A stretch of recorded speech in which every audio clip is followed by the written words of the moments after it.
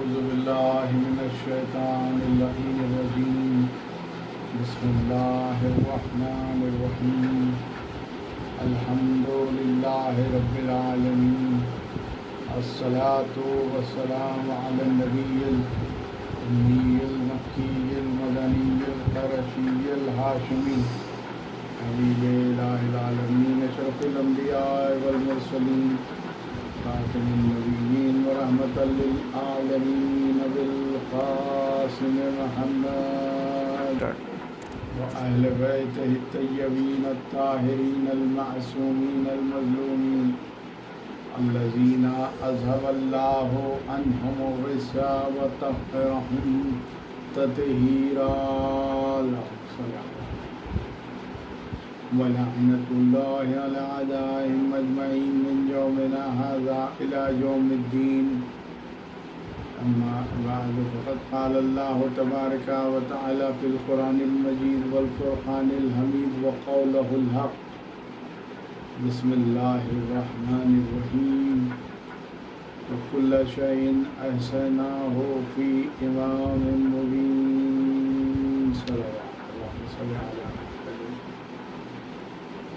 محبان حیدر کرار و آزاداران مظلوم کربلا. سورہ یاسین جسے قرآن مجید کا دل کہا جاتا ہے، اس میں اس کی 12ویں آیت بھی بتا رہی ہے کہ اللہ نے 12 امام ہدایت کے لیے بھیجے ہیں، اور اس آیت میں ارشاد ہو رہا ہے کہ وَكُلَّ شَيْءٍ أَحْصَيْنَاهُ فِي إِمَامٍ مُبِينٍ، کہ ہم نے ہر شے کا ایسا امام مبین میں رکھ دیا. اب ہم تو یہ بھی نہیں جانتے کہ شے کتنی ہے، تو پتہ چلا تو امام کو کس طرح سے جانیں گے، پہچانیں گے. اسی لیے تو رسول نے فرمایا یا علی، آپ کو کسی نے نہ پہچانا سوائے میرے اور اللہ کے. تو پتہ چلا کہ امام وہ ہوتا ہے کہ جس کے قبضہ قدرت میں ہر شے ہو اسے امام کہتے ہیں. جو اللہ کا بنایا ہوا ہوتا ہے اور اللہ امام بنا کر بھیجتا ہے، نہ کہ اس دنیا میں آ کر امام بنتا ہے. اور یہی بات ہے کہ جب بندے امام بناتے ہیں، اپنے میں سے کسی کو چنتے ہیں اور اسے امام بناتے ہیں، تو یقیناً ہم یہی دیکھتے ہیں تاریخ میں ملا کے کہتے ہوئے کہ اگر میں کہیں بھٹک جاؤں یا غلط راہ پر چلا جاؤں تو مجھے سیدھا کر دینا. یا پھر ایسے بھی لوگ ملے جو یقیناً جنہیں لوگوں نے امام بنایا، لیکن وہ خود کہتے ہوئے نظر آئے کہ اگر میں 2 سال امام جعفر صادق علیہ السلام کی شاگردی میں نہ ہوتا تو ہلاک ہو جاتا. یقیناً میں ابو حنیفہ کی بات کر رہا ہوں کہ جنہوں نے کہا کہ اگر میں 2 برس 2 سال اگر امام کی خدمت میں اپنا زانوِ ادب طے نہ کیا ہوتا تو یقیناً ہلاک ہو جاتا. لیکن فرق یہی ہوتا ہے کہ جو امام مطلق ہوتا ہے وہ ہر شے پر اختیار رکھتا ہے اور وہ وہی کرتا ہے جو اللہ چاہتا ہے. جو اللہ چاہتا ہے وہ امام وہی چاہتے ہیں. لیکن جب انسان کسی کو اپنا امام بنا لیتا ہے تو پھر وہ جب کوئی چیز نہیں جانتا ہے تو پھر وہ قیاس سے کام لیتا ہے. اور یہی بات تھی کہ ابو حنیفہ جس وقت امام کی خدمت میں آئے تو ایک مرتبہ امام جعفر صادق علیہ السلام نے پوچھا کہ میں نے سنا ہے کہ تم فتوے دے رہے ہو، تو کہا کہ جی ہاں میں فتوے دے رہا ہوں، اور میں نے یہ بھی سنا ہے کہ تم قیاس کرتے ہو، کہا کہ جی ہاں میں قیاس کرتا ہوں۔ تو ایک مرتبہ امام نے کہا کہ ٹھیک ہے میں ایک دو سوال کرتا ہوں، تم بتاؤ کہ کیا ہے، جواب اس کا صحیح بتاؤ۔ ایک مرتبہ امام نے پوچھا یہ بتاؤ کہ کیا پیشاب زیادہ نجس ہے یا منی زیادہ نجس ہے؟ تو ایک مرتبہ ابو حنیفہ نے کہا کہ پیشاب زیادہ نجس ہے۔ ایک مرتبہ امام نے فرمایا کہ اگر پیشاب زیادہ نجس ہے تو پھر اس کے لیے غسل کی ضرورت نہیں ہے، لیکن جہاں پر منی کی بات آتی ہے تو وہاں غسل لینا واجب ہے۔ ایک مرتبہ خاموش ہو گئے، اور پھر اس کے بعد یہ اور ایک سوال کیا امام نے، کہا یہ بتاؤ کہ قتل زیادہ گناہ ہے یا زنا زیادہ؟ تو ایک مرتبہ پھر کہا کہ قتل زیادہ۔ ایک مرتبہ پھر امام مسکرائے، کہا کہ کیا یہ قیاس تمہارا یہی کہتا ہے؟ ایک مرتبہ امام نے فرمایا کہ قتل کے لیے 2 گواہ چاہیے، لیکن زنا کے لیے اللہ نے 4 گواہ رکھے۔ ایک مرتبہ خاموش ہو گئے۔ اس طرح سے امام نے بتایا کہ دیکھو قیاس سے کام نہ کرو لیا کرو، بلکہ قرآن اور احادیث کا سہارا لے کر جو اللہ بتا رہا ہے اسی پر عمل کیا کرو۔ تو پتہ چلا کہ جو اللہ کا بنایا ہوا امام ہوتا ہے، جو بنا کر اللہ بھیجتا ہے، وہ یقیناً ساری کائنات کی ہدایت کرتے ہیں، اور ان کی بھی ہدایت کرتے ہیں جسے دنیا نے اپنا امام بنا کر بیٹھا ہے۔ اور امام وہ ہے کہ جس کے قبض قدرت میں ہر شے ہے، ہر شے کا علم ہے۔ دنیا میں آپ نے دیکھا کہ کئی لوگوں نے خدائی کا دعویٰ کیا، لیکن جب بات آئی سر پہ آ بنی تو یقیناً وہ پیچھے ہٹ گئے۔ اسی طرح سے امام کے دور میں ایک جعد بن درہم نامی شخص نے یہ کیا کہ کچھ مٹی میں پانی ڈالا اور اسے کچھ دن تک رکھ کے جب اس میں کیڑے پیدا ہو گئے تو ایک مرتبہ دعویٰ کرنے لگا کہ ان کا خالق میں ہوں اور مجھے خدا مانا۔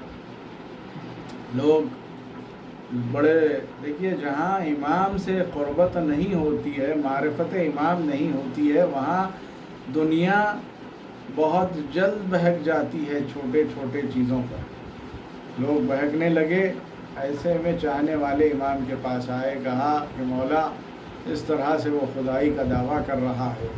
تو ایک مرتبہ امام آئے، کہا کہ کیا تو اس مخلوق کا تو خالق ہے؟ ان کیڑوں مکڑوں کو تو نے خلق کیا ہے؟ تو کہا کہ ہاں میں نے خلق کیا ہے۔ تو ایک مرتبہ امام نے کہا کہ یقیناً جب تو خالق ہے تو تو اتنا تو بتا سکتا ہے کہ ان کی تعداد کیا ہے۔ ایک مرتبہ کہنے لگا میں نہیں جانتا، میں کیسے بتاؤں گا؟ امام مسکرائے، کہا چل اتنا بتا دے کہ جب تو نے خلق کیا ہے تو کتنے نر ہے اس میں اور کتنے مادہ ہے۔ پھر ایک مرتبہ مجبور ہو گیا، کہا یہ بھی نہیں بتا سکتا۔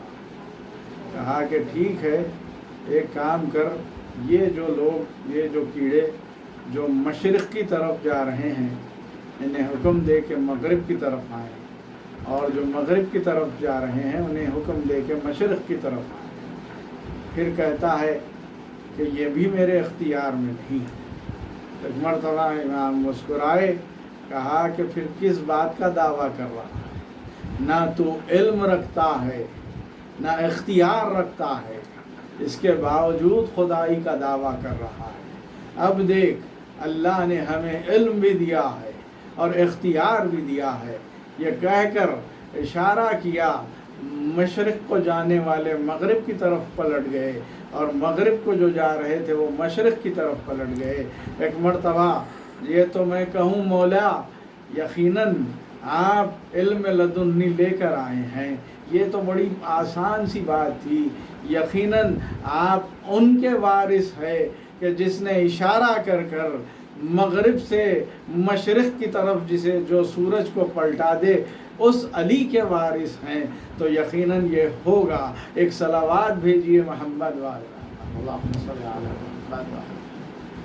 تو پتہ چلا کہ امام وہ ہوتا ہے کہ جسے ہر شے کا علم بھی ہوتا ہے اور ہر شے پر اختیار بھی ہوتا ہے۔ اور یہی بات تھی کہ ایک شخص جو آتا ہے اور آ کر کہتا ہے کہ میں خدا کو نہیں مانتا، کہ خالق نہیں مانتا، اگر خدا خالق ہے تو آپ دلیل پیش کیجیے۔ ایک مرتبہ امام نے کہا کہ یہ تصور کر کہ ایک قلعہ ہے کہ جس میں سونا بہہ رہا ہے، سونے کی نہر اور چاندی کی نہر بہہ رہی ہے، اور یہ دونوں ایک دوسرے پر غالب نہیں ہوتے، اور چاروں طرف سے بند ہے قلعہ، لیکن جب دروازہ کھلتا ہے تو ایک نئی مخلوق نکلتی ہے۔ تو ایک مرتبہ کہا کہ ایسا خلا کہاں ہے، میرے تصور میں تو آتا ہی نہیں ہے۔ پھر کہا کہ جب تیرے تصور میں یہ چیز نہیں آ سکتی تو پھر تو کیسے کہہ سکتا ہے کہ اللہ خالق نہیں ہے؟ تو ایک مرتبہ امام نے ایک مرغے کا انڈا لیا اور کہا کہ دیکھ یہ وہ قلعہ ہے کہ جس میں سفیدی بھی بہتی ہے چاندی، اور زردی بھی جو سونا ہے وہ بہتی ہے، لیکن وہ ایک دوسرے پر غالب نہیں ہوتے، اور یہ چاروں طرف سے بند ہے۔ اب یہ بتا کہ جب اس کا دروازہ کھلے گا اور ایک مخلوق باہر آئے گی تو یہ بتا اس کا خالق کون ہے؟ تو ایک مرتبہ تسلیم کر لیا اور ایمان لے آیا۔ ہاں یقیناً امام کا نام اس میں مبارک جعفر ہے اور لقب صادق ہے۔ دیکھیے رسول نے فرمایا تھا اولنا محمد، اوسطنا محمد، آخرنا محمد، وکلنا محمد۔ رسول اکرم نے بھی اپنی صداقت منوائی، اور کفار تھے، مشرکین تھے، لیکن رسول کی صداقت کو مانتے تھے، صادق مانتے تھے۔ جب رسول صادق ہے تو یقین ہر امام بھی ہوگا۔ تو چھٹے امام نے بتایا ایسی صداقت پیش کی کہ نام کے ساتھ ہی صادق لگ گیا اور جعفر صادق کہلائے۔ ایک صلوات بھیجیے محمد والے محمد، اللہم صلی علی۔ یقیناً یہ وہ امام ہے کہ جہاں پر امام نے علم کے دریا بہا دیے، اخلاق پیش کیے، صداقت پیش کی۔ یہی بات تھی کہ دنیا کو امام کی یہی باتیں پسند نہیں تھیں، عدالت پیش کی۔ یہ دیکھتے ہوئے جب ملعون منصور دوانقی نے طے کر لیا کہ امام کو زہر دیا جائے، لیکن کیسے دیا جائے؟ لیکن ہاں عزادارو، امام پر بڑی مصیبتیں پڑی ہیں۔ دیکھیے کسی ضعیف باپ کے لیے کوئی جوان بیٹے کا گزر جانا بہت بڑی مصیبت ہے، اور امام کے سامنے آپ کے جوان فرزند حضرت اسماعیل دنیا سے چل بسے۔ امام نے یقیناً جب جنازہ تیار ہو گیا اور جنازہ اٹھنے لگا تو امام ساتھ ساتھ جا رہے تھے۔ یقیناً میں کہوں مولا یہ بڑا غم کا وقت تھا، آپ پر بڑی مشکل تھی، لیکن امام بتا رہے تھے، کہتے جاتے تھے کہ تھوڑی تھوڑی دور چلنا اور جنازے کو رکھ دینا، اور امام بتانا چاہتے تھے دنیا کو کہ دیکھو اسماعیل میرا جوان فرزند اس دنیا سے گزر گیا ہے، ہاں اس کے میرے بعد جو امام ہوگا وہ مسیح کاظم ہوگا۔